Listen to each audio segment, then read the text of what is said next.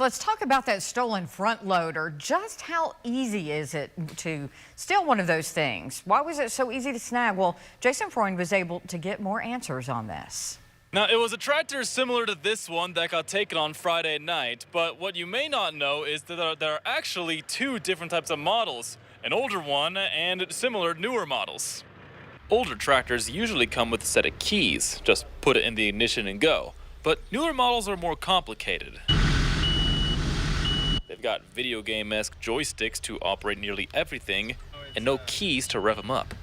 Your newer ones are off of digital pads. And so you've got to enter, a sequence of numbers and then hit the enter and then it starts and then it has a process as to how you would be able to move it after entering the numbers. Then you would have to unlock a certain type of brake and then be able to use the hydraulic system. Of course, the man in question walked into the tractor, turned on the keys, and went for a joyride. But how did they get those keys? Well, it's actually common for operators to leave the keys inside the tractor for later use. It happens more than you think.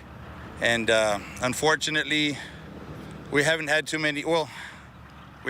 many incidents in this area.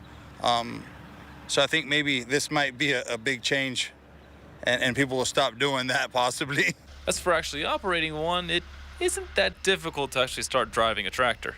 I think the older model would be a lot easier, only due to the fact that you need more of a code to start this newer version of this type of equipment. And while anyone can drive a tractor, it's the experience of the driver that determines how well it is driven. And according to Huelvas Jr., there's a good chance the operator of the stolen tractor wasn't exactly forklift certified. The man was driving down 191, I believe, with a bucket in the air. And any type of experienced operator would have had their mass lower due to the center of gravity. So that kind of told me that pretty much he wasn't very experienced. That would usually cause a tip over or rollover. And with all that being said, it's quite obvious that it is tractors like these that are made for work and not for trips down the highway. In the Permian Basin, I'm Jason Freund, News West 9.